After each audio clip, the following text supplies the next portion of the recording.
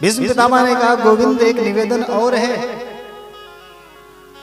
आप अपने वचन को निभाने के लिए मेरे समक्ष उपस्थित हुए हैं, इसके लिए आपको लाखों धन्यवाद। किंतु महाराज एक निवेदन और करना चाहता हूं। गोविंद ने कहा, क्या? सदैव देवो भगवान प्रतीक्षताम कलेवरम यावदिदं हिनोम्यहम्। हे गोविंद, अहम यावत् इदं कलेवरम हिनोमि तावत् भगवान प्रतीक्षताम। जब तक मैं इस शरीर का त्याग नहीं कर देता हूं, कृपा करके तब तक आप मेरे समक्ष ऐसे ही खड़े रहे। भगवान ने जैसे सुना, मन में विचार करते हैं कि इन्होंने तो कह दिया खड़े रहो, अब पता नहीं कब तक खड़े रहना पड़ेगा। क्योंकि पितामह भीष्म कोई साधारण व्यक्तित्व तो है नहीं, इच्छा मृत्यु के वरदानी है। और महाराज मरने की इच्छा किसको हो? ऐसा कौन है जिसकी इच्छा मृत्यु की हो, जो मरने की इच्छा करे? तो ये तो कह रहे हैं कि मेरे समक्ष तब तक खड़े रहो जब तक मैं शरीर का त्याग न करूं, और ये इच्छा वरदानी है। और जाने कब ये शरीर का त्याग करे, कब तक मुझे ऐसे ही खड़ा रहना पड़ेगा। तो कहते हैं भगवान श्री श्याम सुंदर का मुख थोड़ा सा लटक गया, और जैसे ही उनके उतरे हुए मुख को भीष्म पितामह ने देखा, तुरंत बोल उठे, नहीं गोविंद, मेरे समक्ष खड़े रहो, लेकिन ये उतरा मुख लेकर के नहीं। तो कैसा मुख? प्रसन्न हासारुण लोचनोल्लसन मुखाम्बुजो ध्यान पथ चतुर्भुजा। अरे मेरे समक्ष आप खड़े रहिए, पर ये उतरा हुआ मुख लेकर के नहीं। सुंदर रक्त कमल के समान अरुण नेत्रों से और उल्लसित मुखारविंद के साथ, हंसते मुस्कुराते हुए चेहरे के साथ प्रभु मेरे समक्ष, मेरी दृष्टि के समक्ष तब तक आप खड़े रहें जब तक मैं इस शरीर का परित्याग न कर दूं। इसके बाद पितामह भीष्म ने महाराजा युधिष्ठिर को और उनके साथ आए समस्त पांडव परिकर को, समस्त ऋषि संतों, समस्त ऋषि मुनियों को अपने दिव्य ज्ञान से अभिभूत किया। इसके साथ ही पितामह भीष्म ने महाराज युधिष्ठिर को दान धर्म, राजधर्म, मोक्ष धर्म, स्त्री धर्म और भगवत धर्म, इन सब का अलग अलग विस्तृत और बृहद वर्णन किया, जिसको सुनकर के महाराजा युधिष्ठिर का जितना शोक था वो सब समाप्त हो गया। और इस प्रवचन के पूरा होते ही वही दिव्य सूर्य उत्तरायण का समय आ गया, जिसकी आकांक्षा समस्त सिद्ध योगियों को होती है। उत्तरायण काल को आया देख करके पितामह भीष्म ने भी विचार किया कि इससे उपयुक्त समय क्या होगा। सूर्य उत्तरायण में है, गोविंद सम्मुख खड़े हैं। अब मन में कोई अभिलाषा, कोई आकांक्षा, कोई इच्छा, कोई द्वंद्व शेष नहीं रह गया।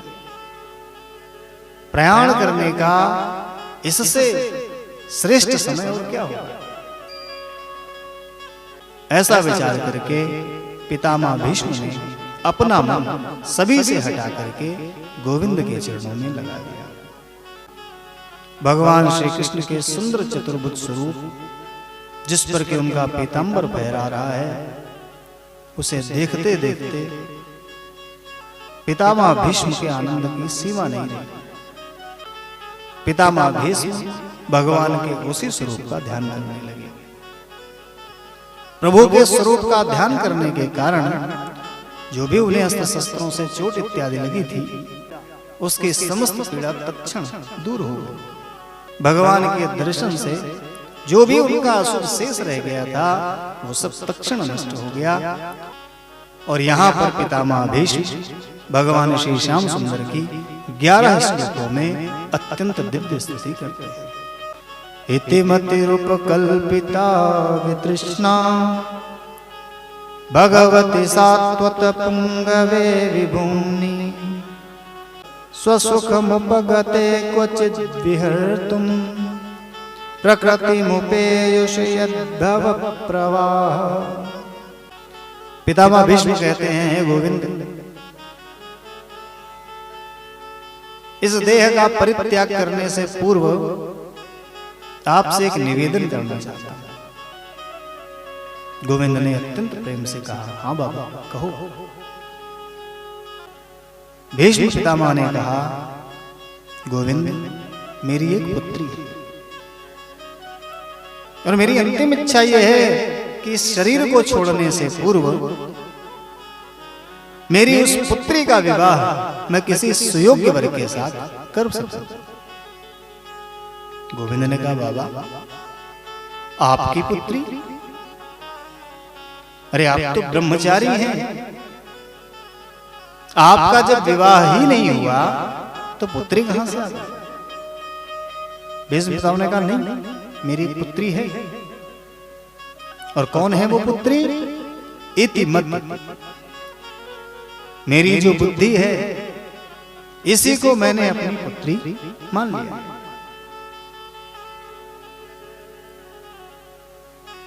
तो मेरी जो ये मति है, मेरी जो ये बुद्धि है, यही मेरी पुत्री है।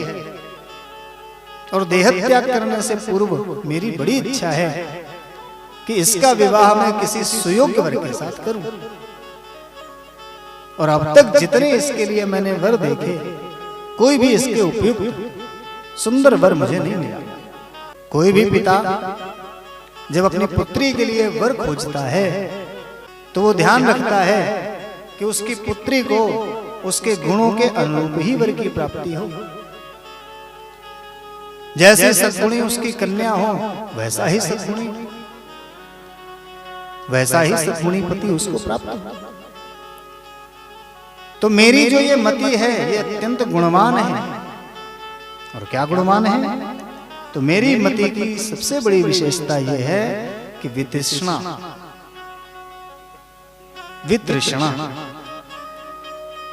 ये समस्त प्रकार की तृष्णाओं से रहित है। अब विचार करिए, ऐसा कौन है इस संसार में जिसकी बुद्धि तृष्णा से रहित है?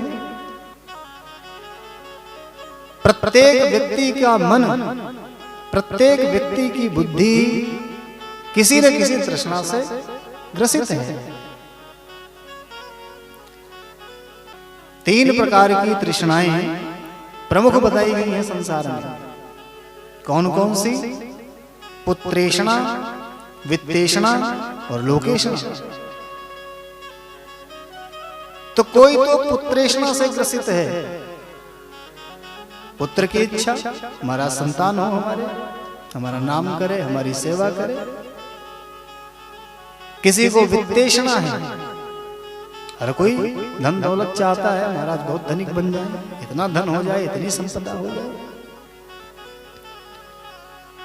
कुछ का मन है लोकेषणा से, महाराज यश, बहुत नाम हो हमारा, दुनिया हमको प्रणाम करे महाराज, जहां जाए उधर हमारा ही नाम हो जाए। यही तो लोकेषणा है। तो संसार के सभी मानवों की बुद्धि किसी न किसी तृष्णा से ग्रसित है। लेकिन भीष्म पितामह जी कह रहे हैं, मेरी बुद्धि जो है वो तृष्णा रहित है, उसे किसी भी प्रकार की तृष्णा नहीं है। इतना बड़ा गुण है मेरी बुद्धि का, इतनी दिव्य, इतनी निर्मल, इतनी गुणवती बुद्धि है मेरी। इसीलिए इसके उपयुक्त कोई भी ऐसा वर नहीं मिला जो इसके अनुरूप हो।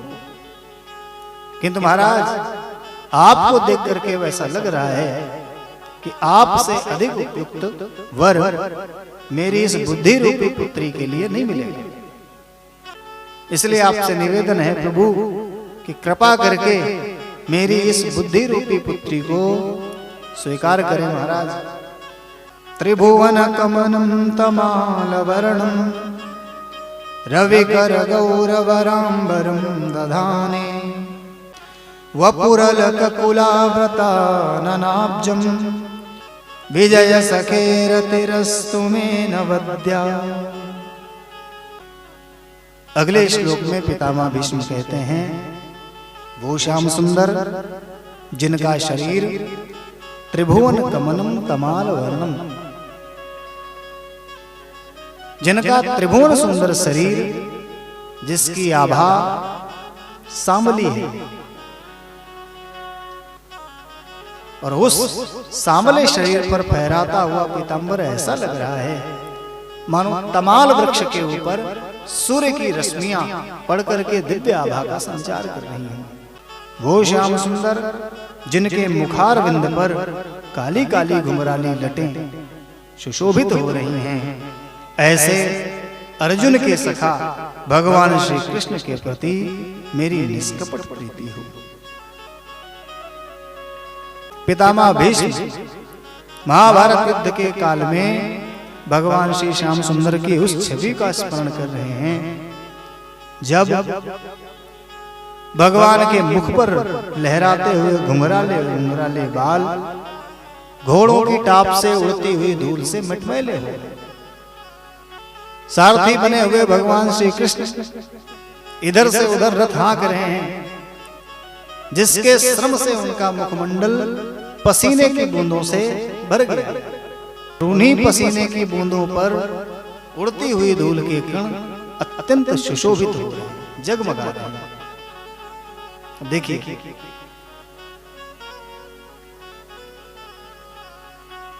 व्यक्ति का चेहरा यदि पसीने से तरबतर हो जाए और ऊपर से उस पर धूल भी पड़ जाए तो कितना कुरूप हो जाता है। महाराज, जब तक मुंह न धुलो तब तक चैन नहीं पड़ता है।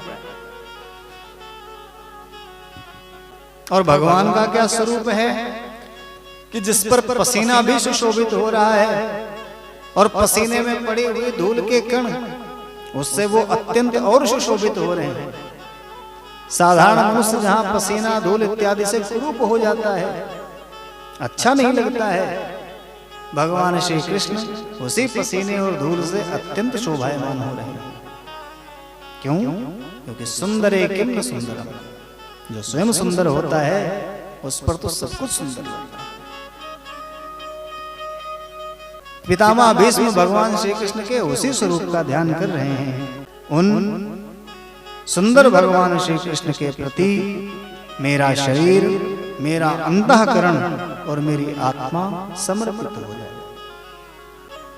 सपदि सखी वचो निशम्य मध्य निज परयोर्बलयोरतं निवेश्य स्थितवती पर सैनिकायुरक्षणा रतवती पार्थ सखे रतिर्ममास्तु। चौथे श्लोक में पितामह भीष्म कहते हैं कि अपने मित्र अर्जुन की बात सुनकर के जो तुरंत ही पांडव और कौरव सेना के मध्य में अपना रथ लेकर के उपस्थित हुए और अपनी दृष्टि मात्र से ही कौरवों के समस्त सैनिकों की आयु का हरण कर दिया।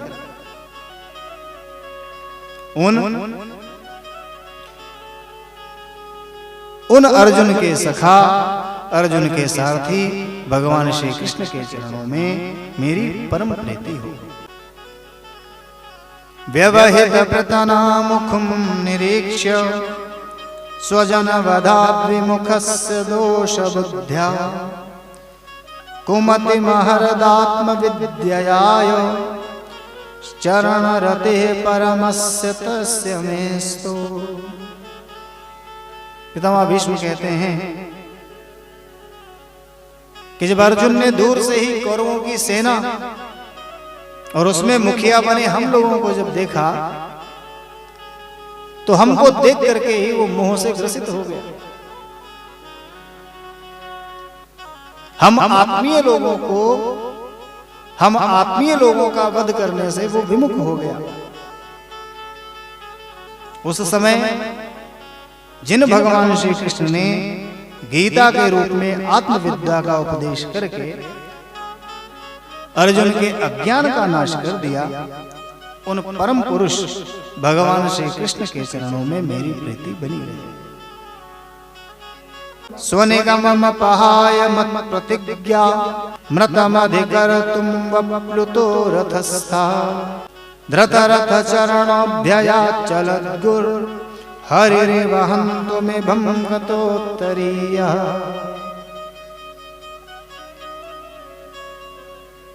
पितामह भीष्म कहते हैं कि मुझे याद आ रहा है वो क्षण जब मैंने प्रतिज्ञा कर ली थी कि भगवान श्री कृष्ण को शस्त्र उठवा करके मानूंगा।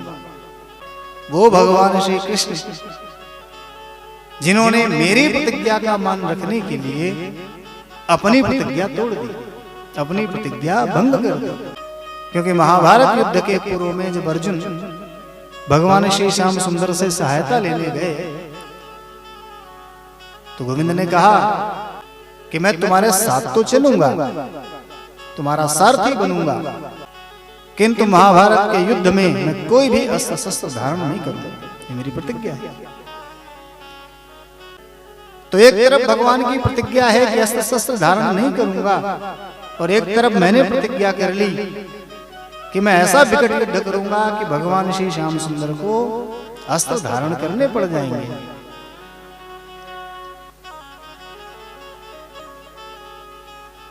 अगले दिन जब दोनों सेनाएं आमने सामने हुई, पितामह भीष्म ने इतना विकट युद्ध किया, बाणों का इतना भीषण प्रहार किया कि अर्जुन मूर्छित हो गए।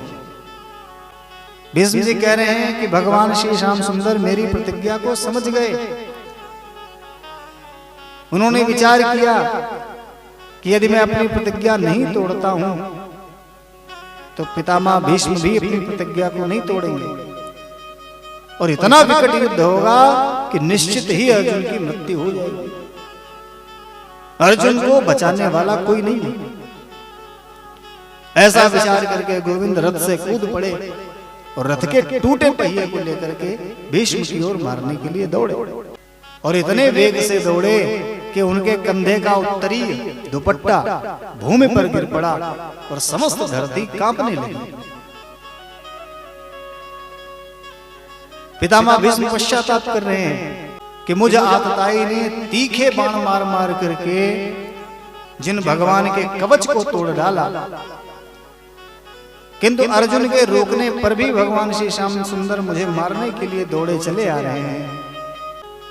ऐसे भगवान श्री कृष्ण के चरणों में मेरी एकमात्र गति है। अर्जुन के रथ के सारथी भगवान श्री कृष्ण, जिनके बाएं हाथ में घोड़ों की रास है और दाहिने हाथ में चाबुक, और इन दोनों को धारण करते उनकी शोभा इतनी अद्वितीय उस समय बन गई कि जिसने कौरव और पांडवों को दोनों पक्षों में से जिसने उनकी उस शोभा का दर्शन किया उसे सारूप्य मोक्ष की प्राप्ति हुई। ऐसे परम शोभायमान भगवान श्री कृष्ण के चरणों में मेरी परम प्रीति हो। जिस समय युधिष्ठिर राजसूय यज्ञ कर रहे थे, मुनियों और बड़े बड़े राजाओं से भरी हुई सभा में सबसे पहले जिनका पूजन मेरे इन्हीं नेत्रों के समक्ष हुआ, वे ही सर्वभूत सबकी आत्मा भगवान श्री कृष्ण आज मेरे समक्ष उपस्थित। ऐसे अजन्मा भगवान श्री कृष्ण जो अपने ही द्वारा रचित समस्त शरीरधारियों के हृदय में निवास करते हैं और वास्तव में जो कि एक है, ऐसे भगवान श्री कृष्ण को भेद एवं भ्रम से रहित होकर के मैं प्रणाम करता हूं। इस प्रकार भगवान श्री श्याम सुंदर की दिव्य स्तुति करते हुए स्वयं के मन, वाणी और दृष्टि को भीष्म पितामह ने भगवान श्री श्याम सुंदर में विलीन कर दिया, और इस प्रकार पितामह भीष्म परम धाम को प्राप्त हुए।